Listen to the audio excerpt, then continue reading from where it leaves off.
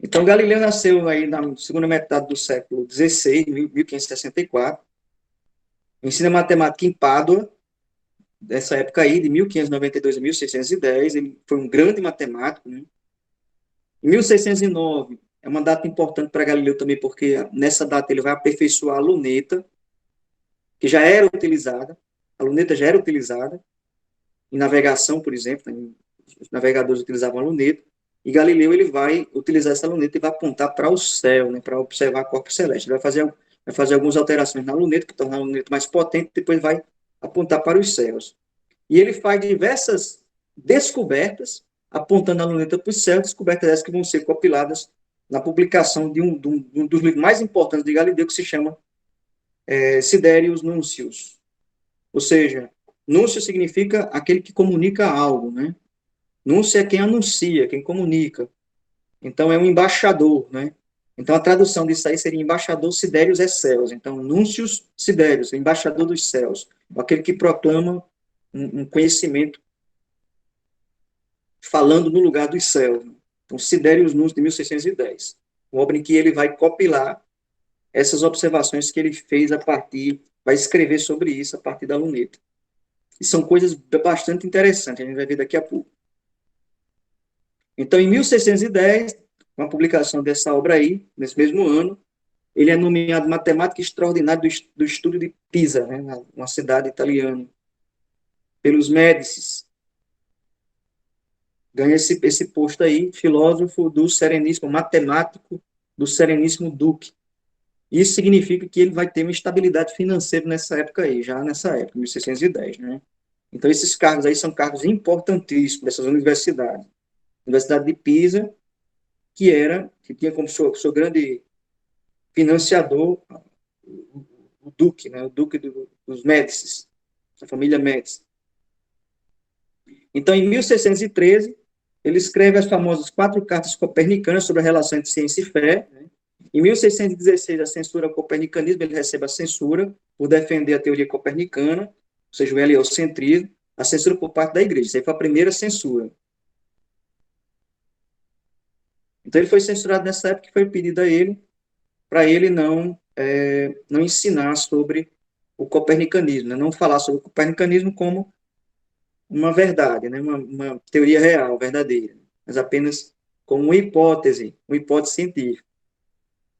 E ele vai seguir essa recomendação até praticamente o ano de 1632, onde ele escreve o segundo livro mais importante das obras de Galileu, né, que é o Diálogo entre os dois grandes sistemas do mundo. Que ele vai apresentar aí em confronto o sistema copernicano, o heliocentrismo, e o sistema ptolomaico, que é um sistema geocêntrico. Então, ele vai trazer esse diálogo, apesar de no diálogo, quando você lê o diálogo, você percebe que ele parece querer indicar a intenção explícita dele, né, é indicar que o sistema ptolomaico é o sistema verdadeiro, mas se você lê o diálogo, você vê que ele dá razão ao sistema copernicano, e não ao sistema ptolomaico. Então, é um truque que ele utiliza, né? É um truque que ele utiliza. Ele traz todas as razões do sistema copernicano e derruba todos os argumentos do sistema ptolomaico e no final diz que quem tem razão é o sistema ptolomaico. Mas a conclusão não corresponde ao que ele vem trazendo durante o diálogo. E ele só escreveu esse diálogo aí depois que ele foi condenado foi censurado, desde 1616, porque ele acreditava que o cardeal Barberini, que era amigo íntimo dele, amigo pessoal dele, inclusive havia defendido ele na censura de 1616, que esse cardeal aí, Barberini, que foi depois nomeado Papa, em 1623, que ele iria defender Galileu e suas teorias, sua liberdade de pesquisar sobre essa teoria. O que não aconteceu, né? O que não aconteceu. O cardeal Barberini, Urbano VIII, ele foi aconselhado a condenar as teses de Galileu sobre o copernicanismo, foi isso que ele fez. Então, em 1633, como vocês veem aí, ele foi processado novamente, segundo processo, foi condenado e obrigado a abjurar. Mas atenção, é uma lenda dizer que Galileu sofreu qualquer tipo de agressão física, de pena de pena física nesse período, não houve nada disso. O que houve foi que ele foi condenado, né, ele foi condenado depois desse processo, ele abjurou, assinou um documento abjurando, e ele foi condenado à prisão perpétua. Só que essa prisão perpétua foi comutada pelas autoridades eclesiais em prisão domiciliar. Então ele ficou primeiro na residência de um bispo, seu amigo, né? E depois ele resolveu se retirar para a sua residência própria em Axé. E aí ele vai escrever outros livros. Ele continua o seu trabalho de físico, de matemática, só que ele não vai falar mais sobre o copernicanismo, já que ele foi condenado por isso. Ou seja, não vai falar mais sobre o heliocentrismo, vai falar sobre outras coisas. Então ele vai em Axé, ele vai escrever os discursos, as demonstrações matemáticas sobre duas novas ciências, como vocês veem aí, publicadas em 1638. E ele vai morrer em 1642.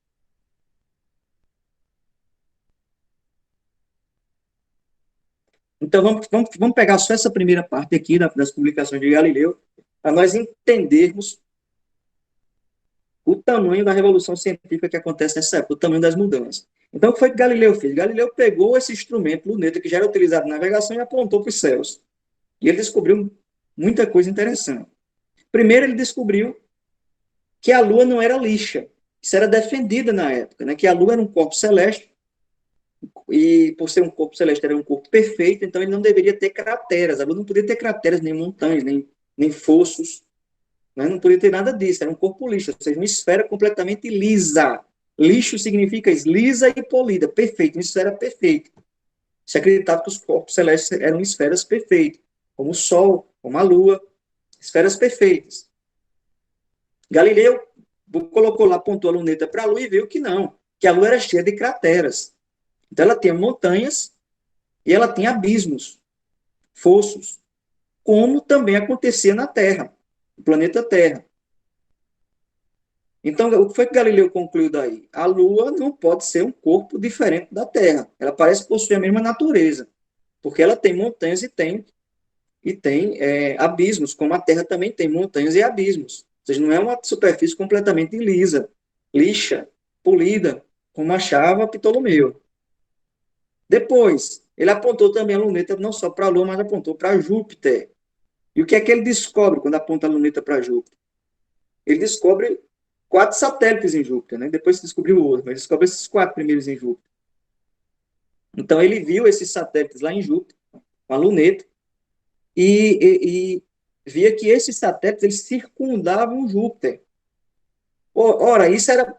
Você pode perguntar, professor, mas por que isso é importante? Isso é importante porque até essa época se acreditava que só a Terra possuía um satélite chamado Lua e que todos os outros planetas giravam em torno da Terra, porque a Terra era considerada o centro do universo, então tudo mais girava em torno da Terra. E se descobriu aí que não, que Júpiter também tinha satélites. Então parecia que não existia muita diferença entre a natureza de Júpiter e a natureza da Terra. A Terra tinha satélite, mas Júpiter também tinha. Então, com isso aí, Galileu ele testemunhava que nem tudo girava em torno da Terra. Então veja aí, que coisa simples, né? É uma descoberta muito simples, mas é uma descoberta revolucionária. Então, a Lua, o terceiro ponto aí, era como um satélite de Júpiter, que se mostrava da mesma natureza da Terra, e porém movia-se. Então, se a Lua era da mesma natureza da Terra, tinha cratera, tinha abismo, se a Lua era um satélite da Terra, como existiam satélites em Júpiter, Júpiter movia-se. Por que a Terra também não se movia? O que é que fazia com que a Terra fosse diferente de Júpiter? Parecia que era igual a Júpiter, que a natureza da Terra era a mesma de Júpiter.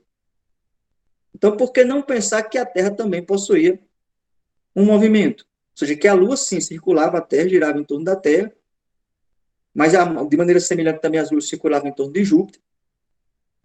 E esse modelo aí da circulação das luas em torno de Júpiter era ampliado por Galileu. Galileu começou a imaginar, então, se isso acontece, essa circulação em torno de Júpiter, por que a gente não pode pensar também na circulação dos planetas em torno do Sol? Então, Júpiter parecia um modelo em miniatura ali do sistema solar. Depois ele apontou também a luneta para o Sol, não só para a Lua, não só para Júpiter, mas apontou também para o Sol. E ele descobriu que o Sol tinha manchas, descobriu manchas solares. Ou seja, que o Sol também não era uma superfície lisa, uma superfície lixa, mas ele tinha manchas, ou seja, ele era imperfeito. Então, as manchas solares, elas indicavam que também no Sol ocorriam mutações, alterações. Então, o Sol não era imóvel. Também ele se alterava, ele mudava. Ele não era esse corpo celeste perfeito, como se pensava antes, né? Então, caiu completamente a tese da imutabilidade dos céus, dos corpos celestes, a imutabilidade qualitativa dos corpos celestes, que era proposta por Ptolomeu. Então, caía por terra também.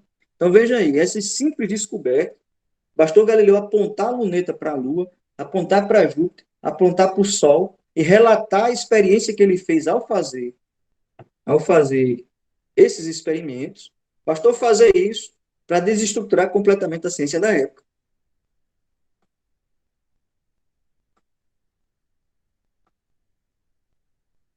E isso vai causar um choque tremendo. A gente vai ver esse choque depois. Eu vou só introduzir aqui.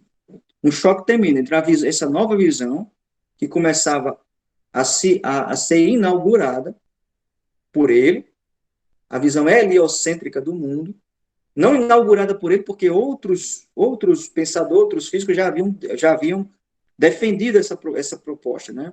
Mas demonstrada experimentalmente por ele, por provas experimentais, que qualquer um podia fazer. Então, ele não só sustentava a hipótese, mas ele demonstrava experimentalmente a hipótese. Então, lembram lá que eu falava no início das 1000 corroborações que são possíveis? Se você trouxer uma hipótese contrária, um experimento contrário, derruba tudo. Pois foi isso aqui que Galileu fez. Ele trouxe experimentos contrários à hipótese anterior, ou seja, a hipótese geocêntrica, ao sistema ptolomaico. E trazendo argumentos contrários, ele derrubou o sistema. Então, esse sistema é baseado nas teorias, principalmente nas teorias de Copérnico, que não vai trazer provas experimentais para fundamentar o seu sistema, isso vai ser feito por Galileu, somente por Galileu, quando ele pega a luneta e aponta para os céus.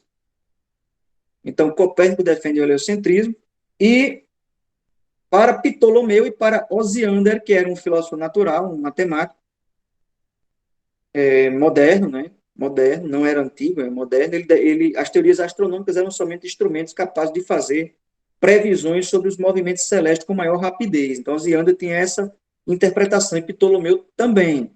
Ou seja, de que essas representações heliocêntricas do sistema podiam ser feitas, mas eram apenas aproximações para tentar prever fenômenos. Então, eram esquemas, representações que eram feitas para tentar prever fenômenos futuros. Por exemplo, movimento dos astros, eclipses, etc. Fases da Lua, etc. Então, eles reconheciam a possibilidade desses outros modos de representação celeste, de representar o movimento dos astros, mas eles diziam que esses modos eles eram apenas modos instrumentais. Isso era uma defesa feita por Ptolomeu e por Osiander, também por Aristóteles. Galileu, ao contrário dessa posição aí de Aristóteles, de Osiander, de Ptolomeu, Galileu defendia a consideração realista da teoria copernicana, ou seja, a teoria copernicana não é só uma descrição aproximativa da realidade, ou seja, uma descrição que eles chamavam na época de ad suppositionem, ou seja, por suposição.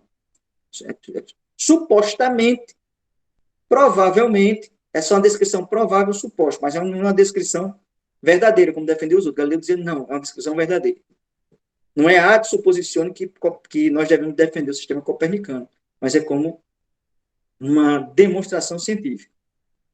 Existem demonstrações científicas para defender a verdade desse sistema. Então, Galileu defendia a consideração realista da teoria copernicana. A teoria copernicana é uma descrição verdadeira da realidade e não um conjunto de instrumentos de cálculo para fazer previsões. São duas coisas diferentes, né? Exemplo disso, um exemplo mais contemporâneo. Vocês já devem ter estudado, porque eu já estudei isso também, mas vocês devem ter estudado da mesma forma, a representação do átomo a partir daquele modelo de Rutherford-Bohr. Acho que vocês já estudaram, né? Que é o modelo do sistema solar. Você tem lá o núcleo, Aí você no núcleo você tem prótons e nêutrons no núcleo, e circulando o átomo, como satélites, a gente tem os elétrons, né? Nós temos os elétrons. Não sei se vocês estudaram em química, estudaram esse tipo de representação do átomo, que é a representação de Rutherford Bohr, que é uma tentativa de representar o átomo a partir do modelo do sistema solar. Agora a pergunta, o átomo é assim? Ninguém sabe se é assim ou se não é. Possivelmente não é, porque é uma representação que apenas é feita para tentar prever fenômenos atômicos, para tentar descrever fenômenos atômicos, tentar prever movimentos futuros, né? Fases futuras desses fenômenos. Então, da mesma forma como o átomo pode ser representado a partir dessa representação do sistema solar, com núcleo, com elétrons girando em torno, ninguém sabe se o átomo é assim, porque não dá para saber, né? O átomo é, um, é, um, é um ente físico, não é um ente concreto, né, que a gente possa ver pelos sentidos, um ente físico, ou seja, é um ente teórico. Talvez exista dessa forma como é teorizado, mas ninguém sabe, ninguém pode comprovar. Então, a representação que se faz é essa, uma das representações de Rutherford Bohr, mas existe outra de camadas, né? Você lembra daquelas camadas S, P? Então, existe a representação por camadas também, mas existe essa representação aí por aproximação com o sistema solar, com o modelo do sistema solar. Mas isso é só para prever fenômeno, para controlar fenômeno. Não é que o cientista que faz isso, o que faz isso, pense de fato que o átomo é assim. Todo mundo sabe que não é uma representação. Então, da mesma forma como essa representação funciona para o átomo, o Ptolomeu Oxiano dizia a representação heliocêntrica funciona para o universo. O modelo representativo. Galileu dizia, não, não é modelo representativo. É de fato o real, é como de fato a coisa é. Copérnico defendeu o heliocentrismo, a teoria de que o Sol, por que é Hélios? Porque o Sol é chamado pelos gregos de Hélio, né? O deus Hélio. E, inclusive, o elemento mais abundante no Sol foi batizado com o nome de Hélio, né? O segundo elemento da tabela periódica, Hélio. Então, heliocentrismo é esse corpo celeste, o Sol, a teoria de que esse corpo celeste, o Sol, ele ocupa o centro do universo. E o geocentrismo é a teoria de que a Terra seria o centro do universo. Então, tá aí as duas teorias. Vou prosseguir para o próximo slide. Então, quais são as raízes do choque entre essa defesa que Galileu faz, a defesa do heliocentrismo, como verdade, como uma teoria científica não só ad suppositione, mas quovis modo, ou seja, de qualquer modo, ou seja, absolutamente, como demonstrativo, como uma hipótese demonstrada. Então, qual é a origem a raiz epistemológica desse choque entre Galileu e a igreja? É que tanto os católicos quanto os protestantes, eles viam grave perigo, né, nessa defesa que Galileu fazia, não ad suppositione, mas quovis modo, ou seja, de um modo absoluto, da teoria copernicana como uma verdade científica. Por quê? Porque a Sagrada Escritura parecia dizer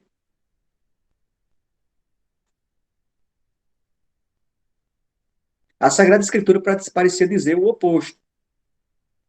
Então, a raiz epistemológica do choque entre Galileu e a igreja, em relação a essa teoria, é que Galileu defendia essa teoria como uma verdade demonstrada, uma verdade científica, ou seja, conforme os fatos, enquanto que essa defesa por parte de Galileu era considerada perigosa, tanto para católicos quanto para protestantes. Por quê? Porque a Sagrada Escritura, em algumas passagens, traziam trechos em que parecia se dar uma outra interpretação, que estava em desconformidade ao heliocentrismo, mas estava em conformidade ao que defendia Ptolomeu e Aristóteles. Então, principalmente em duas passagens. A passagem de Josué 10:13, o livro de Josué, capítulo 10, versículo 13, e uma outra passagem do livro do Eclesiastes, que é um livro sapiencial, capítulo 1, versículos 4 ao 5. Eu vou ler aqui, na minha Bíblia aqui, a Bíblia que eu tenho aqui em mãos, a Bíblia do meu menino, a Bíblia pastoral, né? A versão da Bíblia pastoral, eu vou ler aqui o texto, para vocês terem uma ideia. Então, esse texto aqui, ele vai narrar uma luta, uma batalha que estava sendo realizada entre o povo de Israel e os amorreus, certo? Então, O povo de Israel estava ganhando o combate, ganhando a batalha. Só que ia escurecer. E naquela época não existia como iluminar à noite, a não ser com uma fogueira, com fogo, não, com uma tocha, alguma coisa desse tipo. Mas não dava para combater no escuro. Então, quando caía a noite, os exércitos se retiravam, cada um para o seu campo, para descansar e no outro dia, ao nascer do sol, continuarem o combate. Então, era para quem estava ganhando a batalha, era uma coisa muito nociva, muito danosa ter que parar o combate naquele momento e esperar até o outro dia. Então, o que é que aconteceu? Então, há a narração desse combate entre os amorreus e Israel, o povo de Israel, e se fala em Josué 10:13 que o Josué faz uma oração e pede a Deus que o sol pare, ou seja, que o dia pare, que não venha a noite. E esse pedido é concedido a ele. Então diz assim a Sagrada Escritura, né? Josué 10:13. Vou começar pelo Josué 10:12. Assim falou Josué a Javé, no dia em que Javé entregou os amorreus aos filhos de Israel. Disse ele diante de Israel: Sol, pare sobre Gabaão, e você, lua, sobre o vale de Aialon. O sol parou, no versículo 13, o sol parou e a lua ficou imóvel, até o povo vingasse de seus inimigos. Não é isso que está escrito no livro dos justos? O sol permaneceu imóvel no meio do céu e não se apressou em se pôr, até se completar um dia. E não houve dia como este, nem antes nem depois, quando Javé ouviu a voz de um homem. Então é isso que está dito aqui em Josué 10:13, né? Josué fez uma oração para que o sol parasse, eles pudessem vencer a batalha, vencer o combate ali naquele momento, e Deus concedeu esse pedido. O sol parou. Então se fala aqui que o sol parou. Então, se fala que o sol parou, é porque o sol é quem se move, e não a terra. E aí, essa segunda passagem do Eclesiastes 1:4-5, livro do Eclesiastes, ela se diz o seguinte: nessa passagem aí, o autor sapiencial ele está falando da ilusão da vida. Ele é um autor bastante negativo em relação à vida, a postura dele, a posição dele é bastante negativa, de achar que tudo é ilusão, tudo na vida é ilusão, tudo passa, tudo é ilusão. E ele vai, nesse livro da sapiencial, ele vai passar essa sua imagem das coisas, essa sua visão de mundo. Então, eu vou começar do versículo 1, até chegar aí ao 4 e 5. Então, lá no versículo 1 diz assim: Palavras de Coelé, filho de Davi, rei em Jerusalém. Tudo é ilusão. Ilusão das ilusões, diz Coelé. Ilusão das ilusões, tudo é ilusão. Que lucro tem o ser humano em todo o duro trabalho com que se cansa debaixo do sol? Uma geração vai, outra geração vem, atenção, e a terra permanece sempre a mesma. O sol se levanta, o sol se põe e se apressa para voltar ao seu lugar, de onde volta a sair. Aí ele continua aí se lamentando, né? Mas o que é principal para a gente é isso aí, né? É trazer essa indicação aqui. O sol se levanta, o sol se põe, ou seja, é o sol que está em movimento, não a terra. Então, baseado nesses dois versículos aí, principalmente nesses dois versículos, os cristãos, tanto luteranos quanto católicos, vão defender que a hipótese copernicana não pode ser uma verdade científica, porque está em contradição com o que está dizendo a Sagrada Escritura. Então, se cria aí uma celeuma, né? Um problema.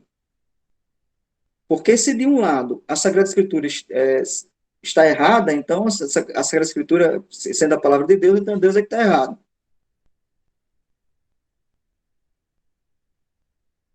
Do outro lado, Galileu está dizendo que, inclusive experimentalmente, ele comprova, ele tenta experimentalmente comprovar esse seu dizer, ele está dizendo que a Terra, ela tem movimento.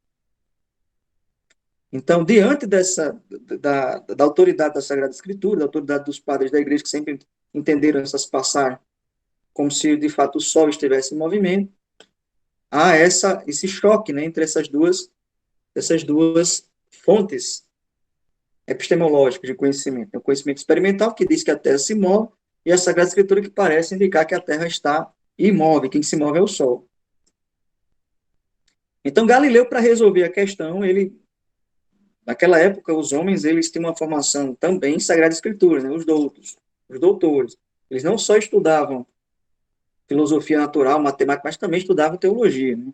Então, ele também tem uma formação teológica. Então, ele propôs também um princípio hermenêutico de interpretação da Sagrada Escritura, interpretação da Bíblia, parafraseando uma opinião que lhe foi transmitida, que ele colheu do cardeal Boroni.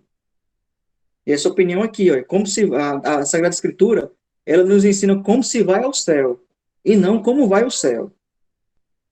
Então, essa frase aqui, eu vou repetir, a Sagrada Escritura nos ensina como se vai ao céu e não como vai o céu, ou seja, a Sagrada Escritura nos ensina como nos salvarmos, ou seja, como chegar até o céu, como é que a gente se salva, como é que o homem se salva, a mulher se salva, então a Sagrada Escritura ensina isso, e não como vai o céu, ou seja, não ensina ciência, mas ensina um caminho moral para se salvar, um caminho de salvação.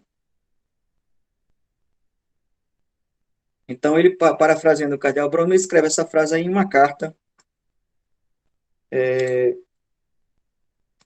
que depois vai ficar bastante famosa, né? Uma carta de Galileu vai ficar bastante famosa e no final a gente pode ler até um trecho dessa carta também.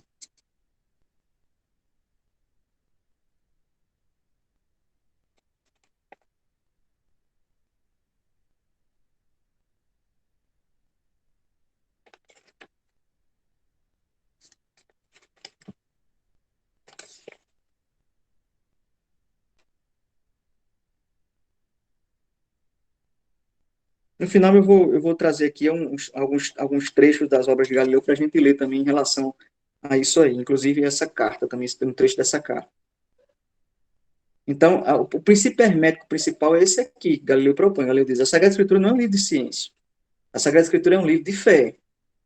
A Sagrada Escritura é um livro de fé e de moral. Ou seja, ela tem autoridade em relação à fé e à moral. E não em relação à ciência, porque os autores sagrados não estão preocupados em ensinar a ciência. Eles estão preocupados em ensinar um caminho de salvação, ou seja, ensinar sobre moral e sobre a fé. Então, nesse ponto aí, Galileu tem razão.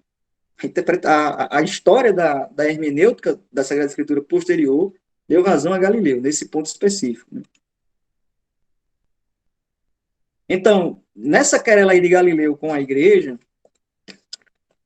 a proposição hermenêutica que Galileu oferece, de fato ele vai ter razão, depois isso vai ser maturado pelos teólogos, e ele vai ter razão em relação a isso. Então, essa querela aí, ela também vai ser bastante substanciada. A substância dessa querela vai aparecer, vai aflorar na controvérsia que Galileu ele estabeleceu com o cardeal Bellarmino,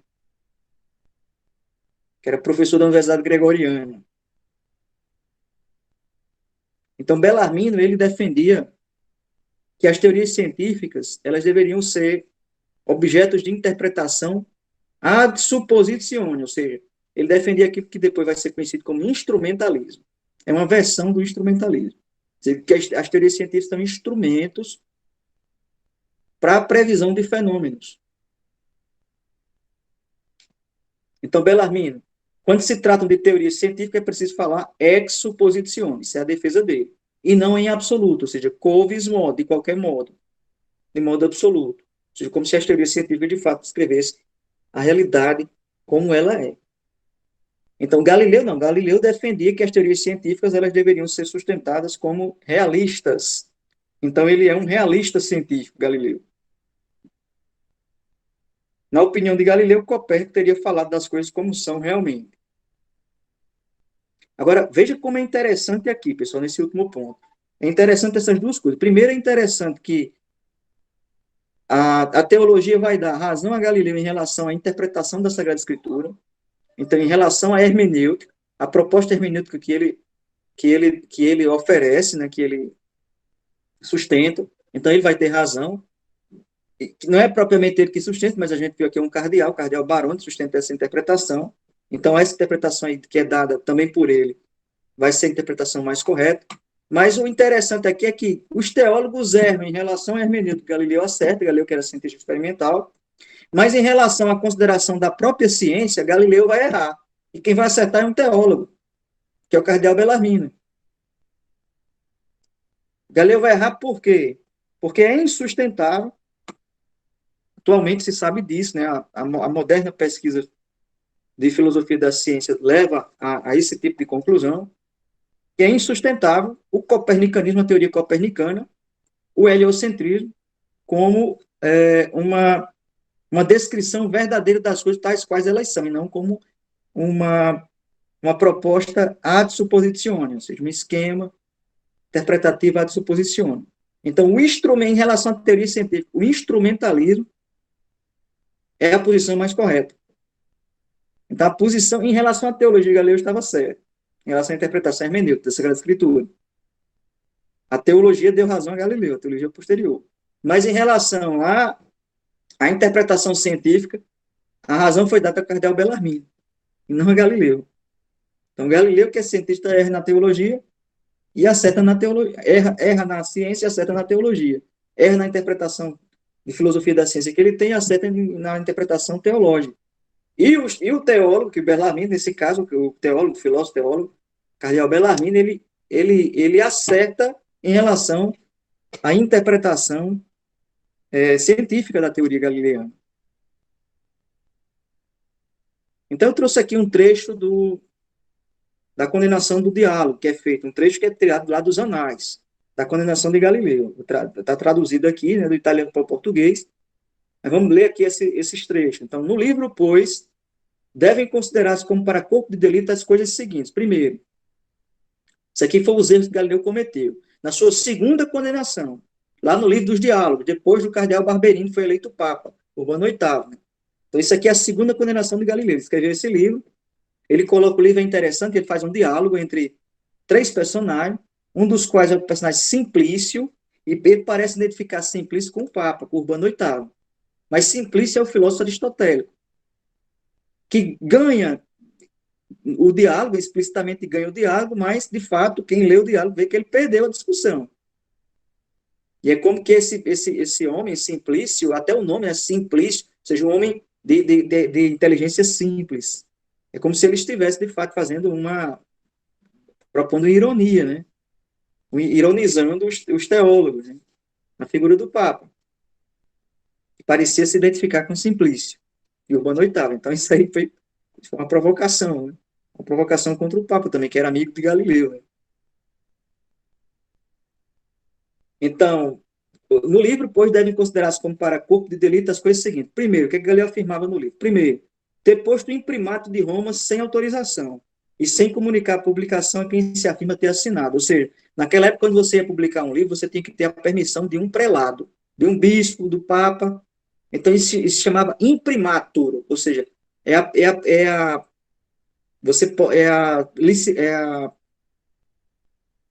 alguém está lhe dando o direito de imprimir, né? De imprimir o trabalho. Então, isso se chama imprimatur. Imprimato. Quando você tem um imprimato de um teólogo, de um bispo, de um papa, então você tem mais segurança, né? Não poder ser condenado porque a teoria que você propunha ali naquele livro tinha sido já avaliada por um teólogo. Aí, nesse caso, ele colocou lá o imprimato no livro, sem de fato esse livro ter tido essa avaliação teológica. Está lá o imprimato, mas o livro não deveria ter recebido o imprimato. Então, isso foi a primeira coisa. Segundo, ter posto a prefação com caracteres distintos.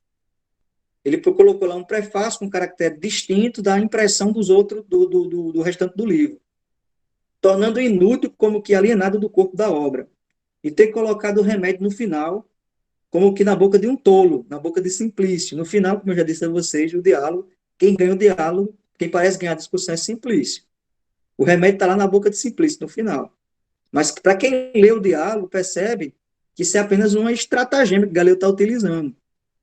De fato, quem ganha a discussão, porque quem tem a melhor argumentação e que derruba sempre os argumentos do oponente, é Salviati, que é uma imagem de alguém que está ali reproduzindo as teorias do próprio Galileu. Né?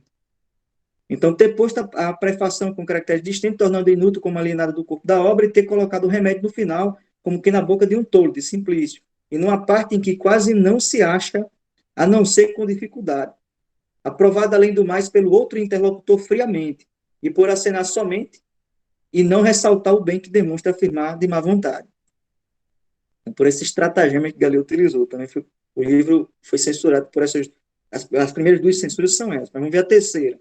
O fato de faltar muitas vezes na obra o enfoque hipotético das questões e de afastar-se dele, ou afirmando absolutamente a mobilidade da Terra e a estabilidade do Sol, ou qualificando os argumentos em que se funda como demonstrativos e necessários, ou tratando a parte contrária como impossível. Então, isso aí é a terceira acusação. De fato, essas três primeiras acusações, elas são reais, né? De fato, foi assim mesmo que ele fez. Ele colocou o imprimato sem ter recebido, ele usa esse estratagema no livro, ele é condenado por isso, por colocar o imprimato, por usar o estratagema, e colocar a resposta na boca de um tolo, de simplício. E três, por defender, não há de suposicione, mas como verdade científica, a tese de que a tese heliocêntrica. E depois, a gente sabe hoje que essa tese também não é a tese mais correta. Depois a gente vai falar um pouco sobre isso. Eu vou falar um pouco sobre isso. Mas não é mais correta principalmente por algo que é muito óbvio. Não é correta porque o Sol não é o centro do universo. Então, o esquema heliocêntrico também está errado. Então, por um determinado ponto de vista, né, o geocêntrico está errado, porque coloca a Terra como centro e os demais astros girando em torno da Terra, mas o heliocentrismo também está errado, colocando o Sol como o centro do universo e os outros astros girando em torno dele. O Sol não é o centro do universo. A gente também sabe disso hoje, né? Então, mas vamos continuar. 4. Trata do assunto como não decidido, e como se não fosse aguardado e não fosse proposta uma definição. Então, esse quarto ponto aqui hoje é superado, completamente superado. Porque, de fato, esse assunto aí foi decidido, mas foi decidido não como eles queriam, como os teólogos queriam, mas de maneira contrária ao que eles queriam, né? Quinto, o desprezo dos autores contrários dos quais a Santa Igreja mais se serve. O desprezo de Aristóteles, o desprezo de Ptolomeu. Então, de fato, isso aí existia. Existia esse desprezo na obra por esses autores. Sexto, o fato de se afirmar e declarar mal certa semelhança na compreensão das realidades geométricas entre o intelecto humano e o divino. Então, de fato, isso aparecia na obra. Então, Galileu dizia que não existia semelhança entre o intelecto humano e o intelecto divino. Né? Então, isso aí também foi condenado, né, porque Galileu falava de uma diferença entre o intelecto humano e o intelecto divino, é uma diferença, depois a gente vai ver aqui, existe uma diferença extensiva e uma diferença intensiva em relação a esses dois intelectos. Daqui a pouco a gente vê isso. Mas existe semelhança e diferença. E eles achavam que essa forma de dizer as coisas afastava, negava completamente a semelhança entre esses dois intelectos. Né? Isso era condenado. Perdão. Sétimo, apresentar como prova de verdade que os ptolomaicos passem aos copernicanos. Ou seja, que se via que vários ptolomaicos tinham se convertido ao copernicanismo, mas nunca se viu o contrário, que defensores do copernicanismo depois se tornavam ptolomaicos, o que também não era verdade, isso aí não era verdade, mas aparecia lá no livro. Oitavo, o fato de ter relacionado o existente fluxo e refluxo do mar com a estabilidade do Sol e mobilidade da Terra, não existentes.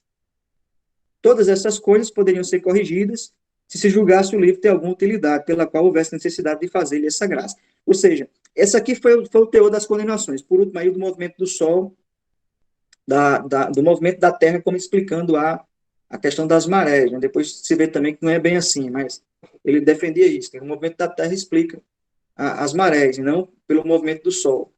Então, essa foi a última coisa, e depois os teólogos diziam, mas tudo isso aí, essas condenações que estão presentes no livro, tudo isso pode ser corrigido, facilmente corrigido no interior do livro.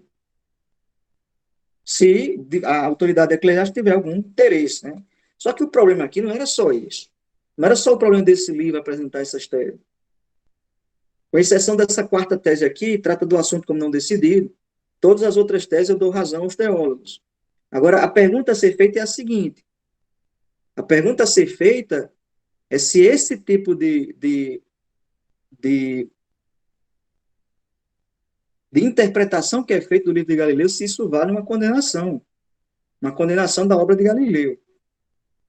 E os teólogos diziam, não, isso aqui é facilmente corrigido. Só que o problema aqui é que Galileu já estava caindo nesse erro pela segunda vez. Ele havia sido condenado em 1616, e agora isso aqui era a segunda condenação. Ele havia jurado lá em 1616 que não ia mais defender essas ideias. E ele voltou, apoiado na esperança de que o seu amigo, o cardeal Barberini, ele iria interceder por ele, né, iria estar do lado dele. Ele voltou a dizer as mesmas coisas.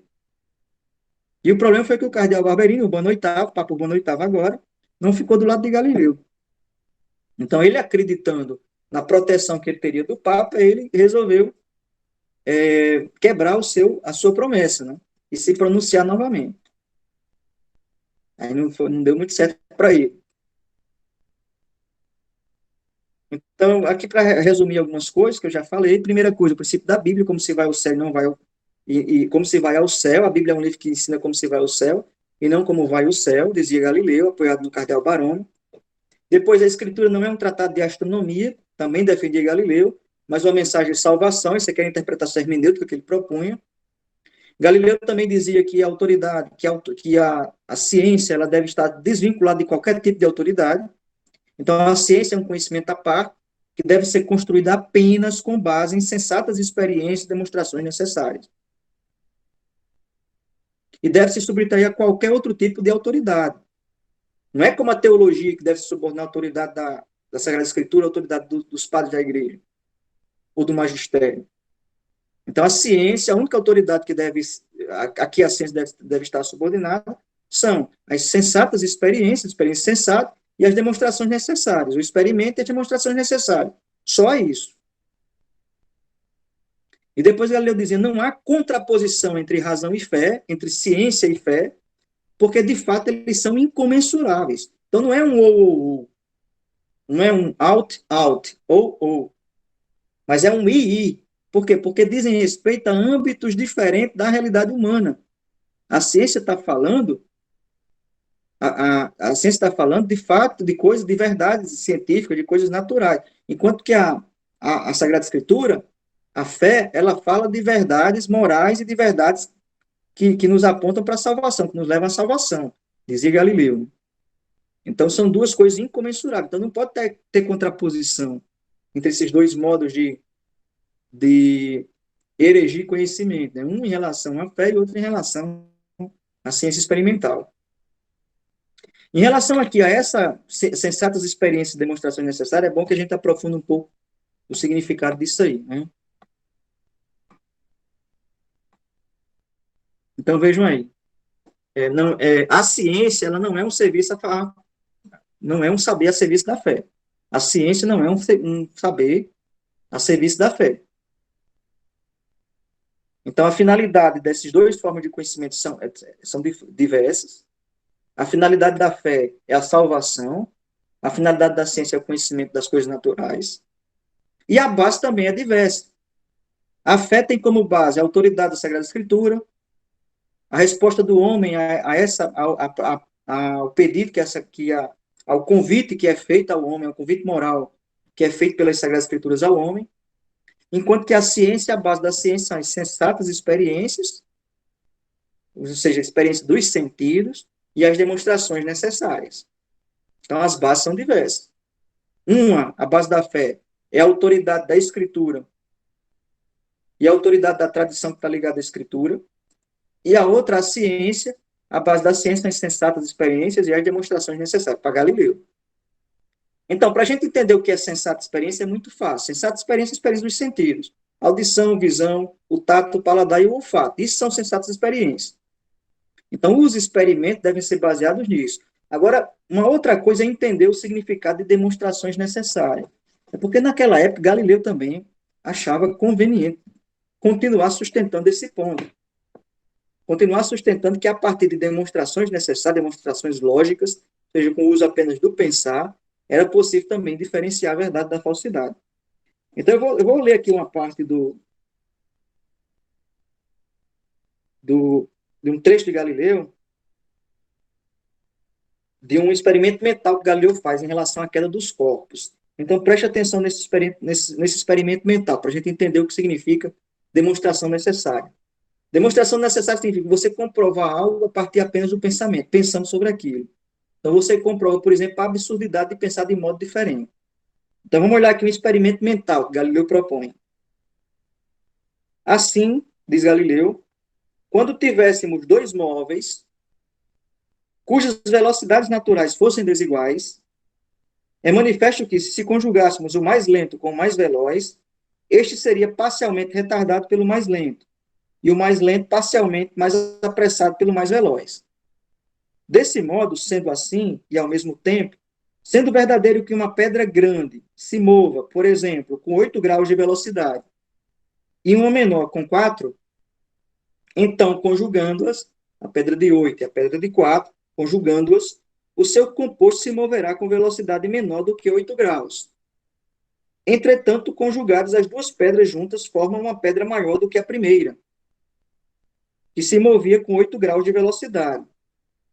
Portanto, esse composto, que no entanto é maior do que a primeira pedra sozinha, se moverá mais lentamente que a primeira sozinha, que é menor, o que vai contra a vossa suposição. Então, essa suposição aqui, eu vou explicar isso agora, essa suposição aqui é uma suposição de Aristóteles, né, de que o movimento, a velocidade de queda de um corpo, ela é proporcional ao tamanho do corpo, às medidas do corpo, né?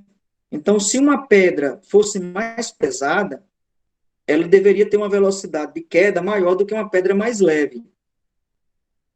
Então, Galileu diz, vamos imaginar aí duas pedras, uma pedra leve que se mova a 4 graus de velocidade, e uma pedra mais pesada que se mova a 8 graus de velocidade, com o dobro, né? O dobro da velocidade, uma a 4, outra a 8. Ora, se nós conjugarmos essas duas pedras, a de 4 com a de 8, o resultado dessa conjugação, segundo o pensamento de Aristóteles, deveria ser algo de intermediário, entre 4 graus de velocidade e 8 graus. 4 graus de velocidade da pedra mais leve e 8 graus de velocidade da pedra mais pesada. Então, algo intermediário, entre 8 e 4. Algo como 6 graus, conjugando as duas. Uma tinha 4, outra tinha 8. Então, conjugando as duas, deve ser, já que uma tem velocidade 4 e outra velocidade 8, conjugando as duas, devia ter uma velocidade intermediária. Por quê? Porque a maior seria atrasada pela velocidade menor da pedra menor, e a pedra menor seria acelerada pela velocidade maior da pedra maior. Então, hipoteticamente, seria assim. Mas Galileu diz, isso aí prova a suposição errada, porque, de fato, se você for pensar mentalmente, quando você conjuga essas duas pedras, é maior do que a pedra de 8, então ela deveria ter uma velocidade maior do que a de 8. Então, Galileu diz, por esse experimento mental, se prova a absurdidade de dizer que a velocidade de uma pedra ela é proporcional ao seu peso. O que faz com que um corpo ele retarde a sua queda mais do que outro não é o peso do corpo, mas é a resistência do ar, né? É a resistência do ar, e não o peso. Né? Ele vai provar isso depois. Mas veja, através de um experimento mental, ele prova a absurdidade de uma hipótese aristotélica. Então, isso é o que se chama demonstração necessária. Ele demonstra que é absurdo pensar como Aristóteles pensava, só mentalmente, porque as consequências, elas acabam sendo absurdas. Elas acabam sendo absurdas, porque, de um lado, a consequência deveria ser você conjugar as duas velocidades e ter uma velocidade intermediária, entre os 4 graus e os 8 graus. Quando o bom senso nos leva a pensar que a pedra que é formada da conjunção das duas pedras anteriores, ela, como tem um peso maior do que as duas anteriores, ela não devia ser um grau intermediário de velocidade, mas devia ser um grau superior ao da segunda.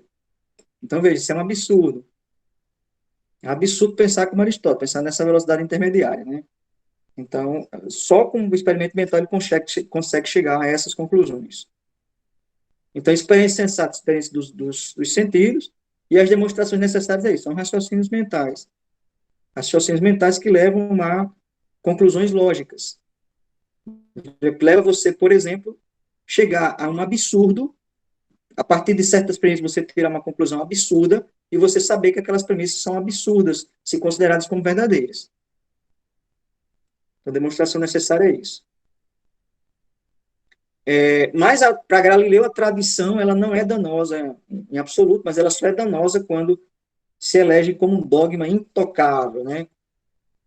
e impede de se entender a força das demonstrações, como acontece aí nesse caso do heliocentrismo, segundo ele, né? Então, a ciência de Galileu é uma ciência de um realista. A ciência não é um conjunto de instrumentos úteis aos cálculos para previsões, para fazer previsões de fenômenos, mas a discussão verdadeira da realidade, a descrição verdadeira da realidade. Então, isso é uma concepção realística de ciência, né? Não é discussão, não é descrição, viu, pessoal? Descrição verdadeira da realidade. E o quinto, a ciência pode nos dar uma descrição verdadeira da realidade sendo objetiva, mas somente se souber traçar uma distinção entre dados objetivos, Galileu fazia essa distinção aí, ou seja, dados quantitativos, ou seja, dados mensuráveis, que diz respeito à extensão, e dados subjetivos, ou seja, dados qualitativos, ou seja, dados não objetivos ou não mensuráveis. Por exemplo, Galileu dizia, é possível fazer ciência da velocidade de um corpo em queda. É possível fazer ciência disso. Mas não é possível fazer ciência do sabor de uma maçã. Por quê? Porque sabor é uma qualidade. Não está envolvido com a quantidade, mas com a qualidade. Então, da quantidade se pode fazer ciência, da qualidade não. Então, existem algumas experiências também dos sentidos que não são, das quais não se pode concluir uma sessão científica, uma proposição científica. Não se pode obter conclusões científicas daquelas experiências sensatas que são qualitativas. Então, nem as qualidades, a conclusão é essa aqui, ó, nem as qualidades subjetivas, como o odor, o gosto, a cor, nem a essência das coisas, as essências aristotélicas, né, são objetos de ciência. Então, o que é objeto de ciência? Objeto de ciência são as quantidades dos corpos. Então, a sexta coisa, a ciência objetiva só é possível porque o próprio livro da natureza, uma crença que Galileu tem, está escrito em linguagem matemática, ou seja, a natureza, Galileu cria nisso, mas não há como comprovar essa tese. Isso aqui é a base fundamental da ciência galileana é essa aqui, é de que a natureza ela é escrita em linguagem matemática, mas isso aqui é uma base simples, puramente filosófica. Isso aqui é neoplatonismo, né? Isso aqui é uma seção neoplatônica. Que Deus seria um geômetra e que a natureza seria uma criação de Deus, né? Uma seção neoplatônica, uma criação de Deus a partir da ordem numérica. Então, a natureza ela é uma expressão dessa ordem numérica. Então, o homem, algumas conclusões desse essenciais galileano também, né? O homem possui alguns conhecimentos definitivos, que são esses conhecimentos científicos, não passíveis de revisão. Então, Galileu era um realista científico, essa tese de Galileu do realismo científico, hoje é uma tese absolutamente ultrapassada, nem ciência, ninguém mais pensa assim, porque a ciência é sempre ciência do provável, e qualquer cientista sabe disso hoje, né? Qualquer cientista não, qualquer cientista que tenha estudado filosofia da ciência, né? Que tenha algum conhecimento da história da ciência das últimas décadas, né? Dos últimos séculos, dos últimos 2 séculos, pelo menos. Sabe que isso aqui foi redimensionado, né? O positivismo foi superado há quase um século já. O positivismo reinante no início do século XX, na primeira metade do século XX, já foi superado. O positivismo que defendia que a teoria científica ela é uma descrição real, objetiva do mundo. Isso não existe, esse tipo de posição é minoritária no mundo da ciência. Então, no mundo da ciência, as teorias científicas hoje são vistas como instrumentos de medição de fenômeno, de medição de fenômeno, como instrumento de previsão de fenômeno, quando é que o fenômeno vai acontecer, como queria lá o Carreal Bellarmine, são vistos como instrumentos, teorias postas como suposições, né? São postas como suposições. Mas aí, isso aqui a gente está falando de Galileu. Então, Galileu acreditava de fato nisso, né? Que existia um conhecimento científico definitivo. E que não é possível, né? Passível, não são passíveis de revisão. Segundo, sob este aspecto, o intelecto humano é semelhante ao divino, não extensivamente, mas intensivamente. Isso aqui foi das condenações que foram feitas lá no livro de Galileu, né? Que o Santo Ofício achou no livro de Galileu foi isso aqui, né? Dizer que existia uma semelhança de semelhança em relação do intelecto humano com o intelecto divino. Então, Galileu dizia não, há sim uma semelhança. Mas é uma semelhança intensiva, não extensiva. O que é que ele queria dizer com isso? A extensivamente, aqui um exemplo, né, para a gente entender o significado. Extensivamente, 1000 é igual a nada diante do infinito. 1000 é muita coisa, mas diante do infinito, 1000 não é nada. Então, extensivamente. Então, extensivamente, o intelecto humano, que é muita coisa, não é nada diante do intelecto divino. Extensivamente, há uma diferença infinita entre o intelecto humano e o intelecto divino. Mas, intensivamente, há uma semelhança entre o intelecto humano e o intelecto divino. Por quê? Porque, segundo Galileu, o intelecto humano ele pode conhecer algumas coisas de maneira perfeita.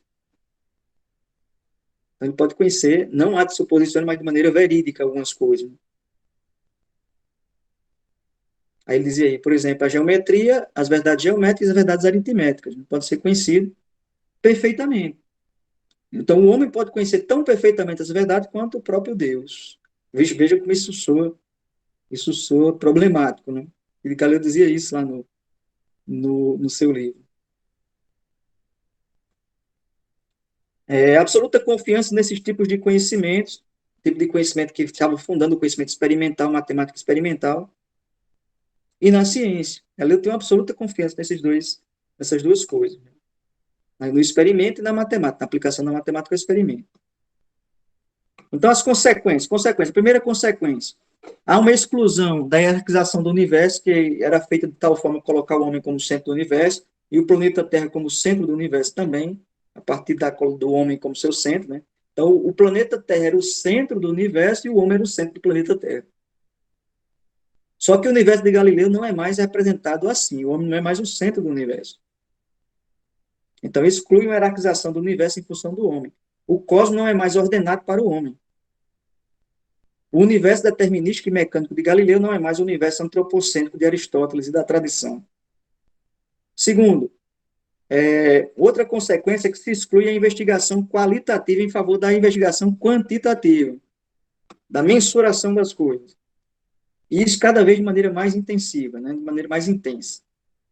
Terceira coisa, há uma eliminação das causas finais, da consideração das causas finais, em favor das causas mecânicas e eficientes.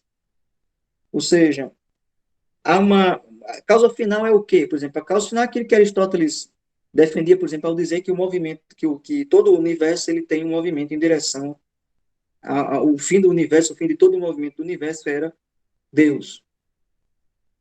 Então, todo o universo converge para isso, né? Seu fim é Deus. Então, quando você passa a observar o universo a partir dessa causa final, que é Deus, você está dando assento às causas finais.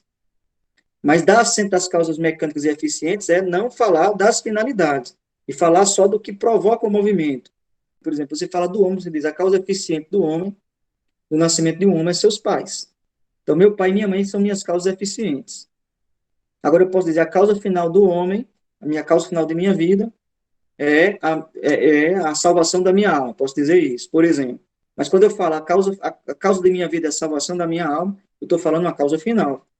Quando eu digo a causa da minha vida são os meus pais, eu estou falando uma causa eficiente. Então, a ciência galileana ela dá ênfase a esse tipo de causa eficiente, não a causas finais.